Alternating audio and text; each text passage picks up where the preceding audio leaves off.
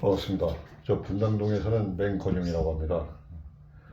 분당동에 거주한 지는 제가 40 전에 지금에 살고 있는 집을 샀으니까는 아마 한 38살쯤에 제가 그 집을 산 걸로 알고 있습니다. 그러니까는 지금 60이 넘어갔으니까는 30년 가까이 살고 있는 것입니다. 살고 있는데 요즘에 이제 분당동이 상당히 시끄럽더라고요. 상당히 시끄러워. 요즘 시끄러운 게 아니죠. 이 시끄럽게 된 시기가 이제 작년에 이제 성남시에서 선도지구를 갖다 발표한다 이제 이런 때부터 시작했으니까 그건 1년 가까이 돼가고 있습니다. 1년 가까이 돼가고 있는데 처음에는 제가 이제 여기에 별로 관심이 없었습니다. 관심이 없었고 처음에 이제 저기 장안중학교에서 아파트 재개발이 재건축이 들어간다, 재개발이 들어간다 그래가 설명회를 할 때 그때 가서 들어보니까 이제 원 플러스 원에 뭐 플러스 알파 해서 뭐 몇 억 이렇게 준다고 하는 이야기 하더라고요. 그래서 뭐 주택 하나 뭐야 단독주택 하나 주고 아파트 두 채 얻으면 괜찮네. 거기다 또 현금도 준다고 그러니까는 처음에는 아 좋은 거네 하고 저도 좋아했습니다. 집사람하고 그 설명회를 듣고 오면서 어, 오래 사니까 이제 좋은 일이 생기는가 보다. 그렇게 생각을 했습니다. 그러고 이제 그 시기를 지나가지고 조금 시간이 흘러가면서 그 생각을 하게 되죠. 뭐 여러분들께서도 아마 다 저하고 비슷한 입장이실 거예요. 처음에는 와 하고 좋아하셨을 거예요. 와 하고 좋아했는데 시간이 지나고 이런 의견 저런 의견 주민들로부터 이제 듣고 또 여러 군데서 듣다 보니까는 여기에 문제점이 하나 둘 생겨나는 게 이게 조금 심각하더라고요. 심각해가지고 있는데 분당동 이제 주민발전위원회라고 이 단체가 있더라고요. 주민자치단체입니다.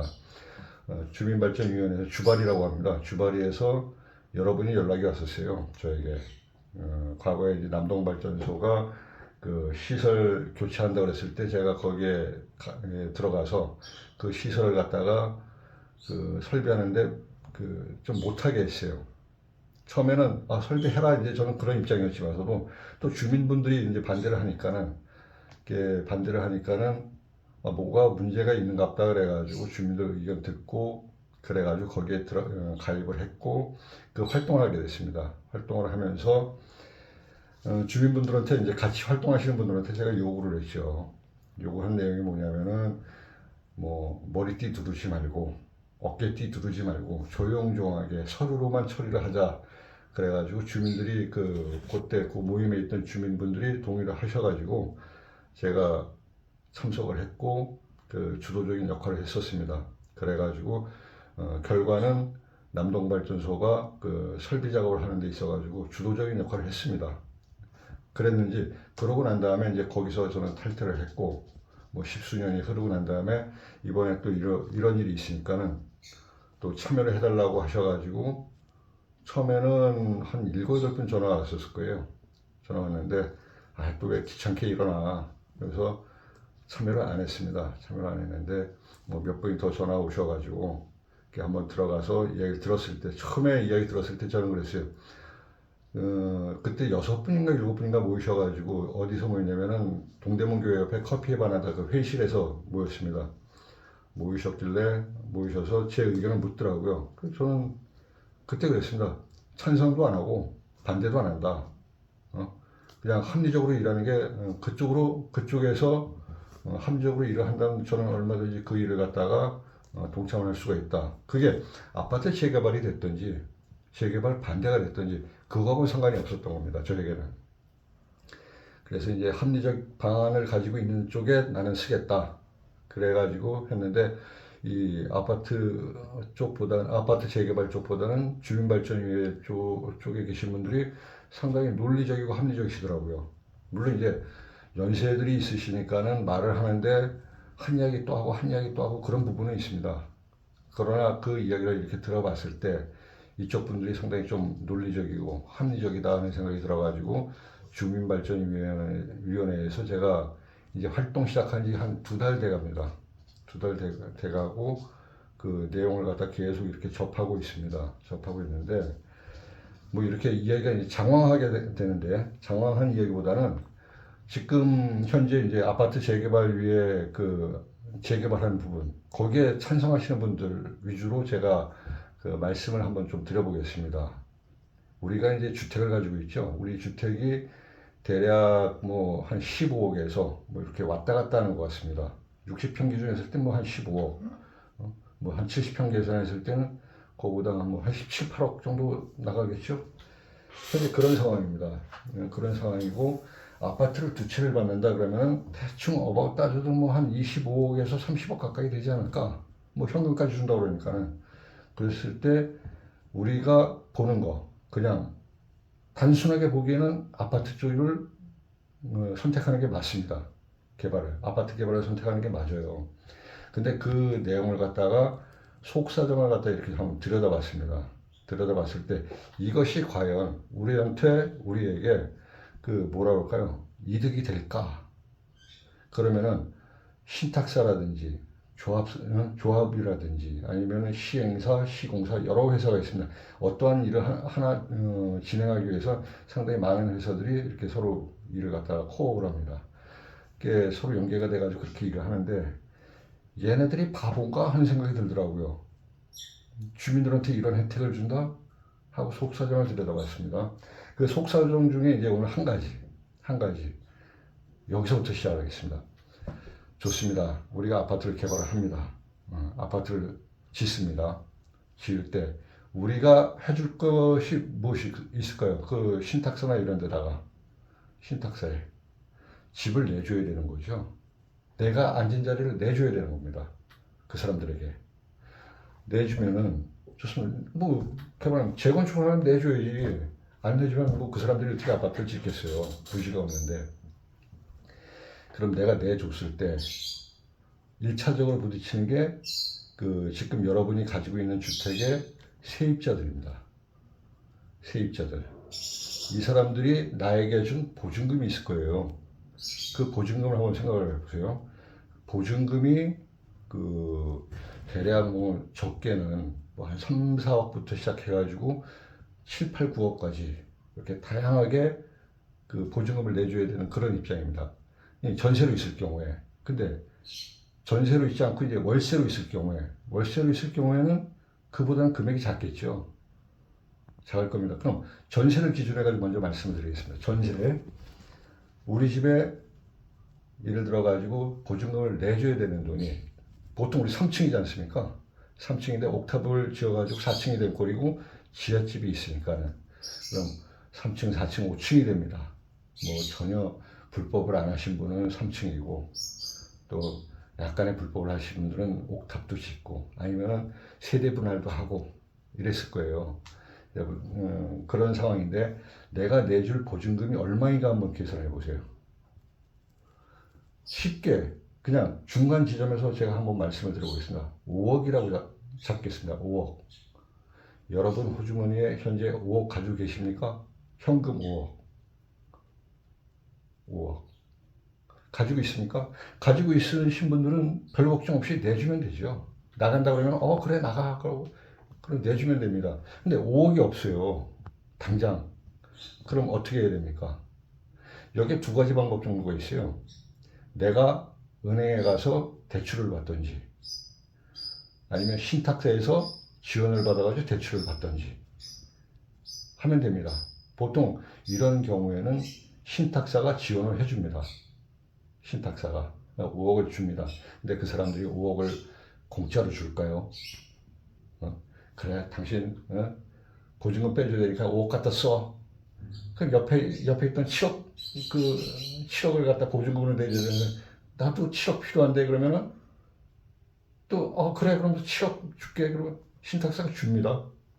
주죠. 근데 이거 줄 때 여러분이 여지껏 인생을 살아오시면서 공돈을 받아보신 적이 있으세요? 공돈.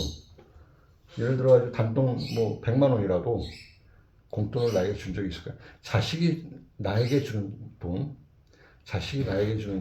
자기를 키워줬기 때문에 부모기 때문에 주는 돈입니다. 그건 공돈이 아니에요. 거기에도 노력이 들어갔어요. 그러면은 5억, 7억, 8억, 9억 금액이 이렇습니다. 이 돈을 갖다가 신탁사에서 여러분에게 줄 때 그냥 안 빌려주죠. 거기에 이자가 붙습니다. 제가 아까 앉아가지고 간단하게 계산해 봤어요. 요즘 금리로 그냥 계산했을 때, 요즘 금리로 계산했을 때, 요즘 보통 일반 금리가 금융권의 1금융입니다. 1금융이라는 은행을 말합니다. 은행의 금리가 보통 4.5%입니다. 일반적으로. 뭐, 주담대, 주택담보대출, 그런 식으로 해도 보통 4% 이상. 그럼 4.5%를 갖다 기준을 해가지고, 하면은 5억을 계산해 봤어요, 제가. 5억을 계산해 보니까는 1년에 2,250만 원입니다. 2,250만 원. 그걸 12달로 나눴을 때 얼마입니까? 187만 5천 원입니다. 이게 매월 내가 이자를 내야 되는 겁니다. 매월 은행에, 아니면 신탁사에, 조합에 내야 되는 돈입니다. 매달.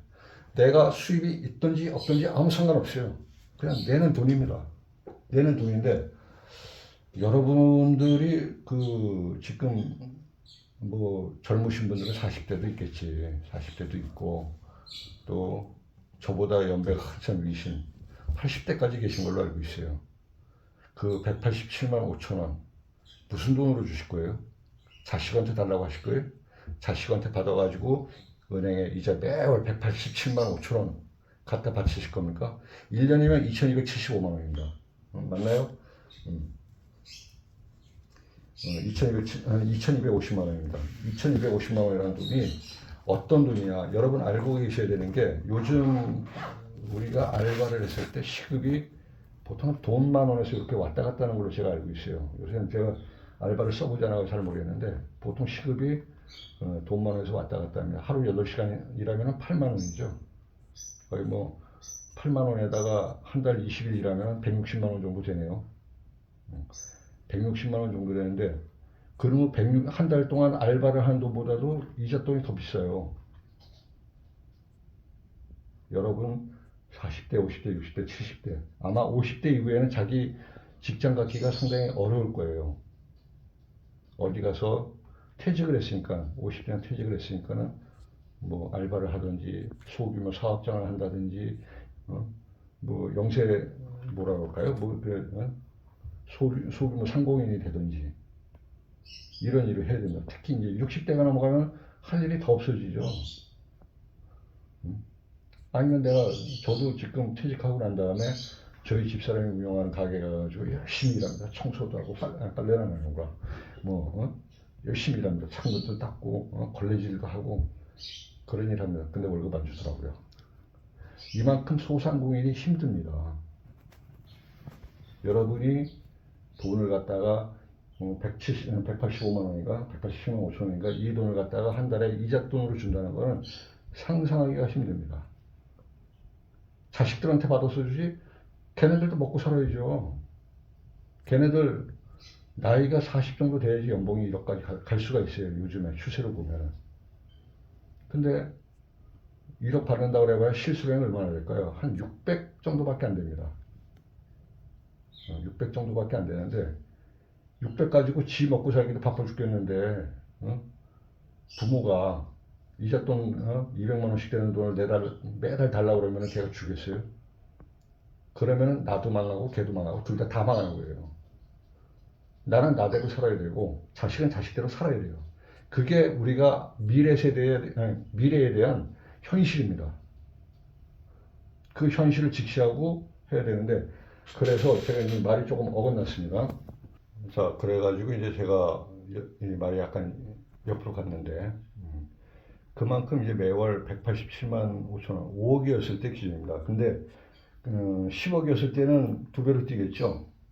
한 달에 375만 원입니다. 내가 보증금 내는 게 좋습니다. 이 돈이 여러분이 있는 상황에서, 없는 상황에서 그렇게 이제 상황이 바뀝니다. 그랬을 때 여러분들이, 우리가 분당동의 주택이 보통이 아니라 주택이 한 430가구, 430필지가 왔다 갔다 하더라고요. 왔다 갔다 하는 게 430 몇 필지인데, 그분들 중에서 그 돈을 가지고 있는 사람들이 몇 분이나 될까요? 5억, 10억, 현금. 당장 내줄 수 있는 현금. 5% 될까요? 5%. 그럼 3%? 아마 제 생각에 1%도 안 될 것 같아요. 1%도 안 될 것 같은 그런 우리 분당동 주택가 주민들의 현실입니다. 그 돈이 있었으면 분당동 살겠어요. 저희 강남 가 살지. 자, 그런 상황에서 여러분들이 꼭 아셔야 되는 거. 내가 보증금을 세입자에게 내줬을 때, 내가 그 이자 돈을 갖다가 은행 이자 돈을 갖다 줄 수 있는 능력이 되는가를 갖다가 첫 번째로 생각을 한번 해보세요. 자, 그러면 이제 두 번째입니다. 두 번째는 뭐냐면은 보증금은 좀 작어.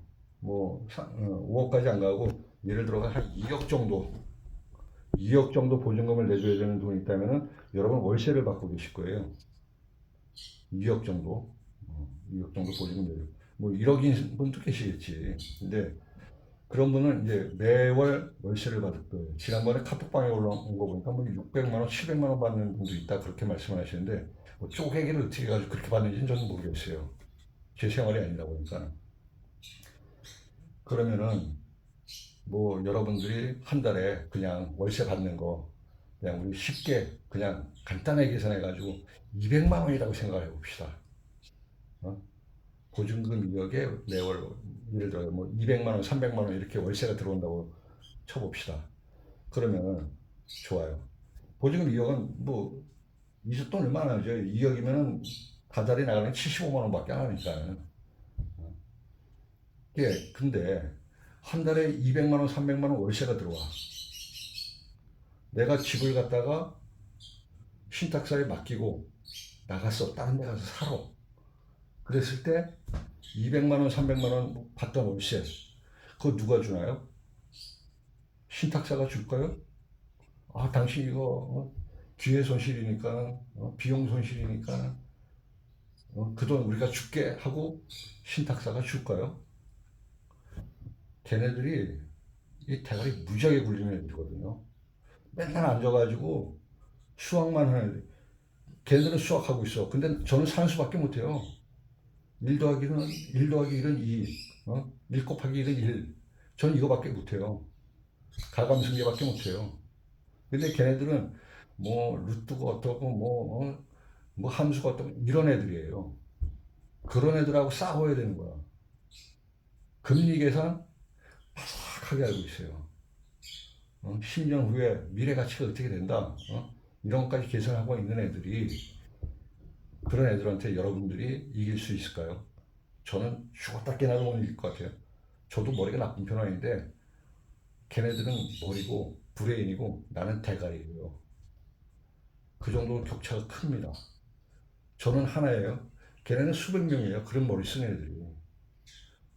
그런 애들을 우리가 이길 수 있냐 그거예요. 그렇게 봤을 때 여러분은 전세를 갖다가 현재 가지고 계신 분들은 은행 금리에 자빠질 거고 월세를 받고 계시던 분들은 매달 받던 내 생활비, 월세 다 날라가는 거고 이렇게 따졌을 때 원 플러스 원의 알파뿐만이 아니라 원 플러스 원 베타를 줘도 계산을 해봐야 되는 거예요. 원 플러스 원이 아니라 원 플러스 3까지 계산을 해봐도 준다고 해도 계산을 해봐야 되는 거야. 그게 왜 그러냐면 거기에 따르면 또 세금이 있거든. 뭐 지도목세, 양도세 이런 거 다 떠나가지고 세금도 장난 아니에요. 거기에 자빠집니다. 여러분이 아파트 개발에 동의를 해주는 순간 그 순간에 여러분에게 주어지는 게 딱 한 가지가 있어요. 당신은 평생 빚쟁이밖에 안 돼요. 당신은 그날 이후로 당신은 빚더미에 앉는 거예요. 은행에 저도 동생이 은행에서 시스템 개발하는 사람입니다. 엄청난 브레인이에요. 그런 사람들이 여러분만 못하겠어요. 우리만 못할까요? 그런 사람들이 은행에서 금리 계산, 돈 계산, 투자 계산 이것만 하는 애들이 왜 은행이 수십조의 자산을 가지고 있고 신탁사가 수십조, 수백조의 자산을 가지고 있습니까? 그게 왜 그러냐면 여러분의 피를 갖다 쪽쪽 빨아먹기 때문에 그렇습니다. 그게 기업입니다. 그것도 모르고 진짜로 제가 요새 카톡방에 올라오는 그 사람들 이야기 들어보면 진짜 똥인지 된장인지 그걸 몰라요. 제가 분명하게 드릴 수 있는 말씀, 여러분이 아파트 개발한다고 찬성하는 그 순간, 신탁사에 집을 양도하는 그 순간, 여러분은 그 순간부터 빚쟁이가 되는 겁니다. 죽을 때까지. 당신 죽고 난 다음에 어떻게 되는 줄 알아요? 자식이 그거 갚아야 돼요. 요새 빚 대물림 됩니다. 유산이라는 게 그 남아있는 재산, 유산, 그것만 대물림 되는 게 아니라 내가 가지고 있는 빚도 대물림이 되는 겁니다. 그래서 뭐 상속포기 이런 것까지 생겨나고 그러는 상황인데 우리 정확하게 알고 똑바로 알고 그러고 난 다음에 아파트 개발을 하든지 뭐 초가상가 개발을 하든지 그 머리를 쓰셔야 되는 겁니다. 제가 오늘은 여러분께 요거 단순한 겁니다. 제일 간단한 거. 간단하게 자, 당신이 내줘야 될 돈, 보증금 얼마인가? 그거 계산하고 내가 매달 받던 월세, 그 누가 줄 건가? 그것만 딱 두 가지만 딱 생각을 하세요. 두 가지 생각하시고 난 다음에 아파트 개발에 찬성을 하시든지 반대를 하시든지 그건 여러분 마음입니다. 그리고 어, 지금 주민발전위원회가 그 동대문교회 옆에 바로 옆에 이제 커피에 반하다 카페가 있는데 커피숍이죠. 거기서 그 아파트 재개발 반대 서명을 받고 있습니다. 지금 많은 분들이 나와서 동참을 하시고 서명을 하셨는데 여러분도 제 말에 요만큼이라도 공감을 하신다면은 와서 사인을 해주세요. 그분들 자기 재산은 아닙니다. 어? 여러분 재산을 갖다 같이 지키자고 하는 거예요. 저 역시도 마찬가지입니다. 저 원래 이 남의 일에 전혀 신경 안 쓰는 사람이거든요. 근데 지금은 힘을 합하지 않으면 나도 빚덩이 앉게 생겼는데 어? 나도 빚덩이 앉아가지고 나 죽을 때까지 빚쟁이로 살아야 되고 내 자식들한테 빚을 대물림해야 되는데 그 짓을 제가 왜 합니까? 그러니까는 그 한번 곰곰이 생각들 해보시고 빠른 시간 안에 그 가서 그 반대 서명에 서명을 해주세요. 그 반대 서명 받으시는 분들이 어떠냐면은 옛날 저 아파트 재개발 한다는 사람들은 뭐 한 장에다가 10명씩 20명씩 이렇게 사인 받아가지고 그랬는데 이쪽에서는 그렇게 안 해요. 그 한 장에 한 사람, 한 가구씩만 사인을 하게끔 합니다. 그래서 이 사인하고 가신 분들이 나중에라도 주발에 그 내용이 틀렸어 하고 돌려줘 그러면 언제든지 돌려줄 수 있는 그러한 시스템으로 사인을 받고 있는 거니까 전혀 그런 거에 대해서 걱정하지 마시고 어, 오셔가지고 꼭 사인을 하시고 설명을 하시고 그러고 아파트 개발 반대에 대해서 우리가 그 기회에서 수없이 많이 있습니다. 2035 성남시에서 2035년까지 그 계속 저거 한다고 합니다. 그러니까 시간 많이 있습니다. 많이 있으니까는 지금 오셔가지고 꼭 그 반대 그 서명들 하시고 그 주민발전위원회 분들 많이 후원도 좀 해주시고 그분들 생으로 지금 하시거든요. 연세도 많으신 분들 생으로 하는데 거기에 후원도 해주시고 부탁을 드리겠습니다. 그리고 이 내용은 여러분이 같이 공유를 하면서 보시면 좋겠습니다. 저는 분당동에 살고 있는 맹건입니다. 감사합니다.